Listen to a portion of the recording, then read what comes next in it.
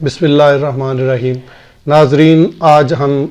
موجود ہیں professor doctor Ghulam Mohi الدین صاحب کے پاس۔ آج ہم ان سے بات کریں گے کرونا وائرس کے حوالے سے، کیونکہ ملک میں آج اس وبا نے لوگوں کا جینا محال کر دیا ہے، اور ان سے اس حوالے سے اسلامی نقطہ نظر سے ہم پوچھیں گے کہ کیا کرونا وائرس کے حوالے سے اسلام میں احتیاطی تدابیر کس طرح کرنی چاہیے اور اسلام اس حوالے سے کیا کہتا ہے۔ جی پروفیسر صاحب، اس حوالے سے تھوڑا سا بتائیں تاکہ ہم اپنے ناظرین کو اس کی تفصیل سے بہت شکریہ جی۔ سب سے پہلے تو میں آپ کا شکر گزار ہوں، آپ نے اپنے خصوصی وقت سے ہمیں نوازا اور ابر کرم کے اسٹوڈیو میں آپ تشریف لائے۔ اللہ تعالیٰ آپ کو حفظ و امان میں رکھے۔ آمین جی۔ یہ صرف پاکستان کا نہیں بلکہ پوری کائنات کا مسئلہ ہے، عالمگیر سطح پہ اس کے اثرات پوری دنیا محسوس کر رہی ہے، اور ہزارہا لوگ روزانہ دنیا سے جا رہے ہیں۔ سب سے پہلے تو ہم دعا کرتے ہیں کہ اللہ کریم انسانیت پہ رحم فرمائے اور اس مشکل وبا سے ہم سب کو نجات عطا فرمائے۔ دوسرا یہ ہے کہ اسلام ایک کوڈ آف کنڈکٹ ہے، یہ ایک کوڈ آف لائف ہے، مکمل ضابطۂ حیات ہے۔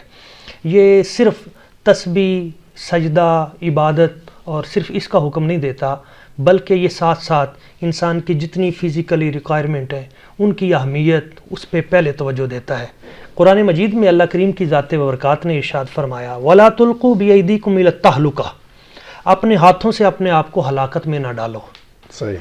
یعنی آپ دیکھیں کہ لفظ بھی ہاتھ، ان سے جہاں یہ لفظ یہ معنی خودکشی کے لیے استعمال ہوتا ہے کہ تم نے یہ کام نہیں کرنا، وہیں اس کا مطلب یہ بھی ہے کہ کسی ایسے فعل سے جس سے تمہارے اپنے جسم کو ضرر یا نقصان ہو،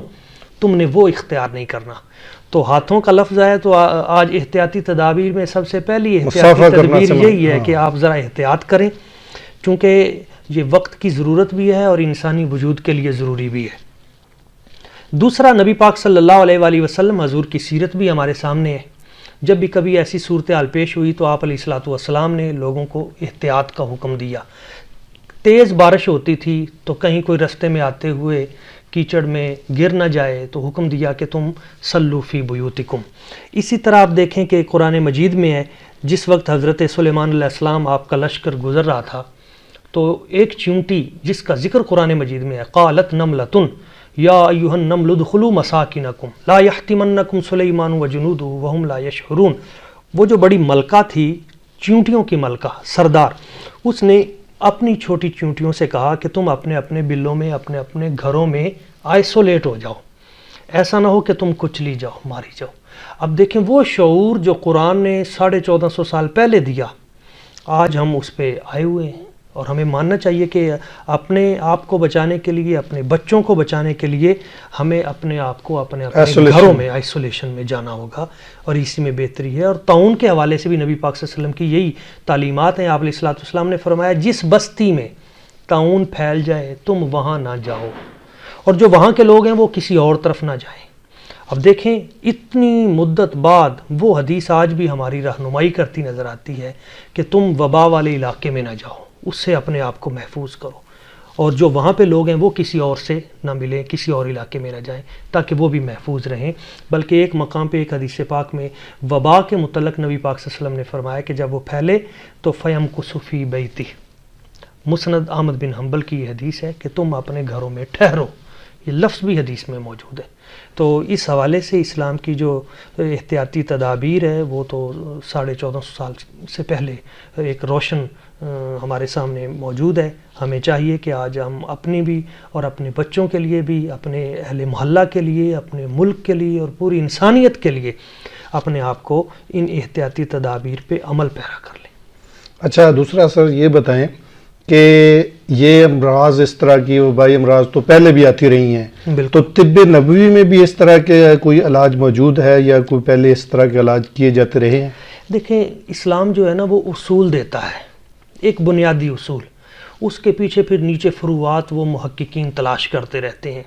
قرآن مجید نے ایک اصول دیا کہ کلوا واشربوا ولا تسرفوا، کھاؤ پیو اور اسراف نہ کرو، زیادتی نہ کرو، یہ نہ کرو۔ نبی اکرم صلی اللہ علیہ وسلم حضور کی ساری زندگی انہی احتیاطی تدابیر اور ان سے عبارت ہے۔ آپ علیہ الصلوۃ والسلام کی سیرت میں ہمیں جہاں بہت سارے دنیاوی معاملات اور وہ ساری چیزیں ملتی ہیں، وہاں اپنی صحت کے خیال کے حوالے سے بھی، اور خصوصاً یہ جو مرض پھیلا ہوا ہے، آپ جانتے ہیں کہ اس میں سب سے پہلے انسان کا گلا جو ہے وہ افیکٹ ہوتا ہے۔ جب یہ وائرس گلے میں آتا ہے تو پھر چند دن یا 4-5 دن قیام کرتا ہے، پھر اگر گرم بھاپ وغیرہ یہ نہیں لیتے ہم تو یہ آگے پھر سینے میں چلا جاتا ہے، اور پھر وہاں پہ جا کے انسان کا سینہ جو ہے یہ تنگ کر دیتا ہے، سانس مشکل ہو جاتا ہے، سانس کی بیماری ہے۔ جی۔ اب دیکھیں نبی پاک صلی اللہ علیہ وسلم کے دور میں ایک بچہ لایا گیا، حضرت عائشہ صدیقہ رضی اللہ تعالیٰ عنہ، آپ اس حدیث کی راوی ہیں، بچہ لایا گیا جس کے گلے جو تھے نا وہ پھول چکے تھے، یہ ٹانسلز کا جو پرابلم ہوتا ہے، تو حضور نے فرمایا یہ تم اپنے بچوں کے گلوں کو ملتی کیوں ہو، عورتوں کو، کہ عائشہ انہیں سمجھاؤ کہ یہ اپنے بچوں کے گلوں کو نہ ملیں، اس طرح ان کی گردنوں کو نہ ملیں، اس سے بچوں کو تکلیف ہوتی ہے، اس کی جگہ پہ تم کست بحری، کست ہندی وہ استعمال کرو۔ یہ دعا حضور نے بیان کی۔ اب یہاں پہ ایک یہ کست ہندی ہے جو حضور کے فرمان میں ہے، بلکہ اگر میں نہیں بھول رہا تو صحیح بخاری اور صحیح مسلم اور ان کتب میں یہ موجود ہے کہ نبی پاک صلی اللہ علیہ وسلم جب آپ آخری دنوں میں تھے تو آپ کو جو آخری دوائی دی گئی تھی حضور کو،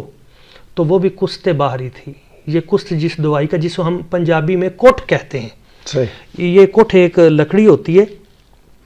اور یہ وہ دریاؤں کے کنارے پہ یہ زیادہ پائی جاتی ہے، اس کے بارے میں حضور نے فرمایا اسے ہم کست شیریں پنجابی میں یہاں کہتے ہیں، کوٹ شیریں، یہ میٹھی ہوتی ہے، کست تلخ بھی ہوتی ہے، میں اس کی بات نہیں کر رہا، کست شیریں ہوتی ہے، اس میں شہد کو ملا کر چٹانے سے یہ گلے کا مسئلہ۔ اور اب میں نے اس پہ جو جدید طب کی کتابیں پڑھی ہیں تو جتنی بھی کتابیں ان سب میں یہ بیان کیا گیا ہے کہ اگر ہم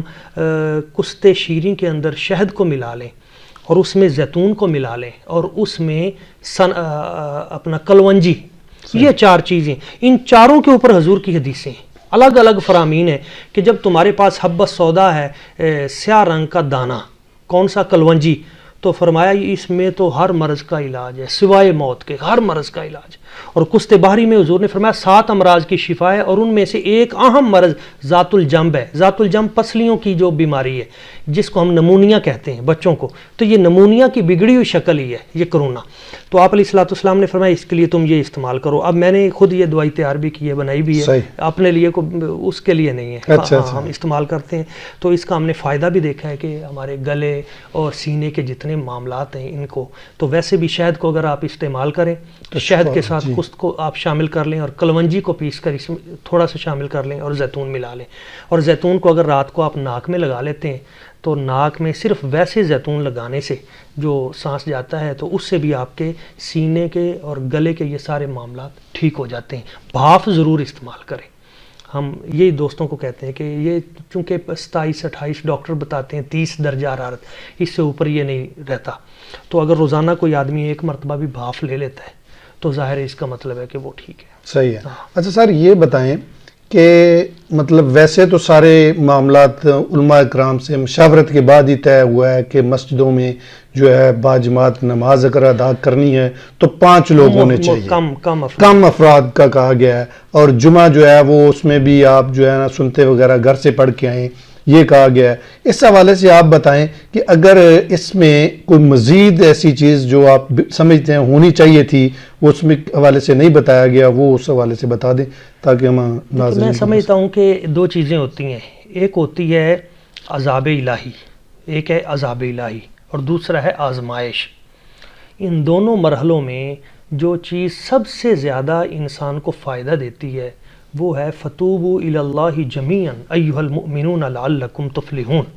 اے لوگو اگر تم کامیابی چاہتے ہو، بچنا چاہتے ہو عذاب سے، تو تم کیا کرو؟ تم اللہ تعالیٰ سے معافی مانگو۔ ہم سب کو معافی مانگنی چاہیے، اجتماعی معافی مانگنی چاہیے، اپنے اپنے گھروں میں معافی مانگنی چاہیے۔ اور میں نے اس سے ایک خوبصورت پیغام دوسرے ٹی وی چینلز پہ بھی عرض کیا تھا کہ اس وقت سب سے بڑی ضرورت ہے کہ وہ لوگ کشمیر میں جو 9 ماہ گزر چکے ہیں کرفیو میں بد دعائیں ہیں، یہ جو فلسطین میں، یہ جو غزہ میں، یمن میں جہاں امت کا اور اس طرح خون بہ رہا ہے انسانیت کا، ظاہر ہے ان کی بد دعائیں کسی نہ کسی صورت میں تو ہم سب آج اس کا شکار ہیں۔ تو اس کا حل کیا ہے؟ اس کا حل ہے کہ یہ جو آمریت اس انداز میں مسلط کی گئی اور پوری دنیا کے وہ مظلوم لوگ ان کو اس طرح گھروں میں جکڑ کے ان کا کھانا پینا ہر چیز بند کر دیا گیا ہے، وہ فوراً کھولا جائے، یہ پہلا حل ہے، توبہ کی جائے۔ تیسرا ہے بارگاہ نبوی میں حاضری دی جائے، اور یہ عام لوگوں کی میں بات نہیں کر رہا، یہ ارباب اقتدار وہ جائیں۔ چوئی شجاع صاحب انہوں نے اچھا مشورہ دیا تھا کہ ہمارے جو ملک کے بڑے لوگ ہیں، وزیر اعظم صاحب دیگر، یہ اور دیگر امت مسلمہ حکمران طبقہ، یہ حضور کی بارگاہ میں جائیں، خانہ کعبہ کے غلاف کو پکڑ کے اللہ تعالیٰ کی بارگاہ میں عرض کریں، مشکل ادھر سے ہی آتی ہے، پریشانی ادھر سے ہی جائے گی۔ وما اصابکم من مصیبت فبما کسبت ایدیکم ویعفو عن کثیر، اللہ تعالیٰ فرماتا ہے تمہیں جو بھی تکلیف پہنچتی ہے تو اس کی وجہ تمہارے ہاتھ ہیں، تم خود ہو، تو اللہ تعالیٰ تو فرماتا ہے میں تو بہت سی چیزیں معاف کر دیتا ہوں۔ ہاں میرے نبی کی بارگاہ میں آ جاؤ، ولو انہم اذ ظلموا انفسہم جاؤک، اگر اپنی جانوں پہ تم نے ظلم کیے ہیں تو میرے محبوب کی بارگاہ میں آ جاؤ، فاستغفر اللہ، پھر وہاں آ کے اللہ تعالیٰ سے معافی مانگو۔ جب معافی مانگو گے واستغفر لہم الرسول، پھر میرے رسول کے ہونٹ تمہارے لیے ہل جائیں، لوجد اللہ تواب الرحیم، اللہ تعالیٰ تمہاری توبہ بھی قبول کرے گا، تم پہ رحمتوں کی بارش بھی کر دے گا، تمہارے لیے آسانیاں بھی پیدا کر دے گا۔ تو ہم دیکھیں یہ جیسے بے موسمی بارشیں ہو رہی ہیں، اب فصل پکی ہوئی ہے، کبھی برف اولے گر رہے ہیں، کبھی یالہ باری ہو رہی ہے، کبھی آپ دیکھتے ہیں طوفان، اور اس طرح کی ان سب چیزوں کو، اس پورے آپ سنیریو کو دیکھیں کہ ایک تو یوں لگتا ہے کہ جیسے توبہ سے ہمارے مسئلے حل ہوں گے۔ ہاں ہم ایک نماز کے لیے آنا چاہیے، احتیاط رکھنی چاہیے۔ انڈونیشیا کا جو ماڈل ہے وہ بہت اچھا ہے کہ مساجد کے باہر انہوں نے باقاعدہ انہوں نے اس طرح کے مطلب ڈور رکھے ہیں کہ جن سے وہ سینیٹائزر ٹائپ کہ ہر آدمی جیسے آپ دیکھ لیں کہ گیٹ بنا دیے گئے ہیں، سینیٹائزر کے گیٹ بنا دیے گئے، جو بھی گزرے گا اس پہ وہ سپرے ہو جائے گی۔ تو ہم اگر یہ چاہتے ہیں کہ اپنی مشکلات کو حل کریں تو دینی معاملات میں ہم وہ فیسلٹیز جو ہم اپنی پارلیمنٹ کو، اپنے اداروں کو، اپنے وہاں کے دیکھیں نا، اب نشستیں ہو رہی ہیں پریس کلب میں، دیگر وہاں پہ تو کیا ہے سینیٹائزر کے ٹائپ ہے، آپ وہاں پہ وہ تمام تر احتیاطی تدابیر ان کو آپ استعمال کریں، اللہ تعالیٰ کی بارگاہ میں جھکیں، اس سے معافی مانگیں، استغفار کریں، اور اگلی چیز وہ ہے درود پاک نبی پاک کی ذات پہ وہ پیش کریں، اللہ تعالیٰ آپ کی مشکلیں حل فرما دے گا۔ اور تاریخ میں جب بھی آپ دیکھیں، تاریخ میں بھی جب بھی کبھی ایسا مشکل مرحلہ پیش آیا ہے، امام ابن حجر عسقلانی اور ان لوگوں نے اس پہ پوری کتابیں لکھی ہیں، تو اس میں جہاں لوگوں کو الگ الگ کیا گیا وہاں ساتھ یہ تھا کہ ان کو توبہ، استغفار، مغفرت۔ ہمارے چینل پہ آج بھی وہ مارننگ شو اسی انداز میں چل رہے ہیں، وہ فحاشی جس کو پروموٹ کیا جا رہا ہے، آپ دیکھتے ہیں کہ میرا بدن میری مرضی، اس طرح کے غلیظ نعرے۔ تو ابو داؤد شریف کی حدیث ہے، نبی پاک صلی اللہ علیہ وآلہ وسلم حضور نے ارشاد فرمایا، جب کسی معاشرے میں فحاشی اعلانیہ پھیلے گی تو وہاں پہ قحط مسلط ہوگا۔ اب اگر خدا نخواستہ یہ صورتحال رہتی ہے اسی طرح بارشوں کی تو اگلا سال ہم اس طرف قحط کی طرف چلے جائیں گے۔ صحیح بات۔ اسی طرح اگر دکانیں بند رہتی ہیں کچھ عرصہ تک لوگ، تو ہم کس طرف چلے جائیں گے؟ تو ہم وہ چیزیں بند کریں۔ آٹے کا بحران تو پہلے بھی چند ماہ پہلے بھی یہ بڑا ایشو بنا ہوا تھا، اس حوالے سے یہ رپورٹ بھی آئی ہے جس میں لوگوں کے بڑے لوگ سامنے آئے جانتے ہیں۔ بالکل تو صورتحال اگر ایسی رہی تو صاف ظاہر اللہ کا عذاب تو آتا رہے گا۔ ہم نے بچنا ہے، اور اس سے بچاؤ کے لیے ہم نے اللہ کی بارگاہ کی طرف رجوع کم نہیں کرنا بلکہ بڑھانا ہے۔ جتنا ہم مذہب کی طرف، دین کی طرف، اسلام کے ان پہ عمل کرتے جائیں گے اتنی ہماری مشکلیں آسان ہوتی جائیں گی۔ تو اچھا سر یہ بتائیں کہ پہلے یہ تو وبا کی شکل میں عذاب آ رہا ہے، اس سے پہلے کس طرح کے عذاب آتے تھے جس سے مطلب ہے کہ چھٹکارے کے لیے مسلمان کیا کرتے تھے؟ یہ تو پوری ایک تاریخ انسانیت ہے، ہر دور میں۔ اس پہ میری کتاب ہے قرآنی اخلاقیات، پچھلی قوموں کا میں نے اس میں واقعات بیان کیے ہیں، آپ نے بھی اس پہ ایک آرٹیکل لکھوایا تھا۔ تو اس میں پچھلی قوموں پہ بھی جو عذاب آئے تھے ان میں کبھی ان پہ فارسلنا علیہم الطوفان والجراد والقمل والضفادع والدم، کبھی ان کے برتنوں میں خون آ جاتا ہے، کبھی مچھر کا عذاب ہے۔ اب ڈینگی کو بھی آپ اسی طرح کبھی طوفان آ جاتا ہے، کبھی اس طرح برف باری ہے، کبھی بجلی کی کڑک کے ذریعے بستیاں تباہ کر دی گئیں۔ یونس علیہ السلام کی قوم تھی، انہوں نے نہیں مانا تو ان کے سر پہ عذاب آ گیا۔ اب وہ ایک خاص بات ہے، وہاں پہ یونس علیہ السلام چلے گئے ناراض ہو کے، جی۔ اب جب وہ مچھلی کے پیٹ میں گئے اور انہوں نے دیکھا کہ سب در بند ہیں تو اس وقت انہوں نے لا الہ الا انت سبحانک انی کنت من الظالمین یہ وظیفہ پڑھا، تو اللہ تعالیٰ نے ان کے لیے آسانیاں پیدا کر دی۔ یہ وظیفہ بھی ہماری پوری قوم پڑھے، لا الہ الا انت سبحانک۔ اب دوسرا ان کی جو پیچھے قوم تھی، انہوں نے جب دیکھا کہ عذاب ان پہ آ گیا ہے اور دیکھ لیا اپنی آنکھوں سے کہ یہ بادل، یہ سرخ، یہ سارا، اب ہم تو انہوں نے کیا کیا، پوری قوم اکٹھی ہوئی، اپنی عورتوں کو بھی انہوں نے ساتھ لیا، جانوروں کو بھی ساتھ لیا، بچوں کو بھی، اور میدان میں آ کے اللہ تعالیٰ کی بارگاہ میں گر پڑے اور کہا یا اللہ جو ہونا تھا ہو گیا، اب معافی دے دے، اب ہمیں معافی دے دے۔ تو اللہ کریم نے وہاں پہ جو بالکل عذاب گر رہا تھا، فرشتوں کو حکم دیا کہ اسے منتقل کر ٹال دیا۔ اب ایک بڑی خاص بات ہے قرآن پاک میں، یہاں پہ ایک آیت ہے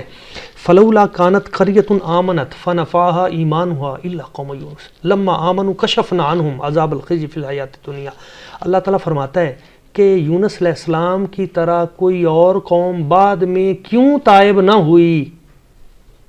وہ بھی اس طرح تائب ہوتی جیسے یونس علیہ السلام کی قوم تائب ہوئی تھی، تو میں ان سے بھی عذاب ٹال دیتا۔ تو یہ اشارہ کس قوم کی طرف ہے؟ یہ ہماری طرف ہے، کیونکہ قرآن حضور کی ذات پہ اترا، تو اللہ تعالیٰ فرما رہا ہے کہ جیسے یونس علیہ السلام کی قوم سے میں نے عذاب ٹالا تھا، بعد میں کوئی قوم کیوں نہ اس طرح انہوں نے وہ عمل کیا کہ میں ان سے بھی راضی ہو جاتا کہ اب یہ پنجابی میں بندے کے پتر بن گئے تو وہ گر جاتے، تو میں انہیں بھی جب وہ ایمان لے آئے کشفنا عنہم، تو ہم نے ان سے عذاب کو دور کر دیا۔ تو حضور کے دور میں بھی بعد میں طاعون کی وبا پھیلتی رہی، دیگر وبائیں اس طرح ہر دور میں رہیں، مگر لوگ کیا کرتے تھے کہ اس میں پھر یہی طریقہ استعمال کرتے تھے کہ قرآن مجید، درود پاک، نبی پاک کی سیرت پہ کتابیں باقاعدہ لکھی گئی ہیں کہ کسی علاقے میں طاعون پھیلا تو وہاں کے علماء نے کہا کہ ہم سیرت پہ کتاب لکھتے ہیں، اس کو پڑھا جائے، تو اس کے پڑھنے کی برکت سے اللہ تعالیٰ اس عذاب کو ٹال دیتا ہے۔ تو یہ ہم نے چیزیں اختیار کرنی ہیں، احتیاطی تدابیر کے ساتھ ساتھ۔ ذکر اللہ قرآن مجید میں ہے وما كان اللہ لیعذبہم وانت فیہم وما كان اللہ معذبہم وانہم یستغفرون۔ اللہ تعالیٰ ان کو عذاب نہیں دے گا اگر وہ وہم یستغفرون، اگر وہ استغفار کر رہے ہیں۔ تو حالت استغفار میں اگر قوم چلی جائے، معافی مانگنی شروع کر دے، استغفار کرے، توبہ کرے، اللہ تعالیٰ کی ذات معاف فرما دے گی۔ بڑی مہربانی جی، شکریہ ڈاکٹر پروفیسر غلام محی الدین صاحب کا، انہوں نے قیمتی ٹائم دیا، ہم اس کے شکر گزار ہیں۔ آپ کا بھی بہت شکریہ جی، آپ نے کرم والی فرمائی، اللہ تعالیٰ سلامت رکھے۔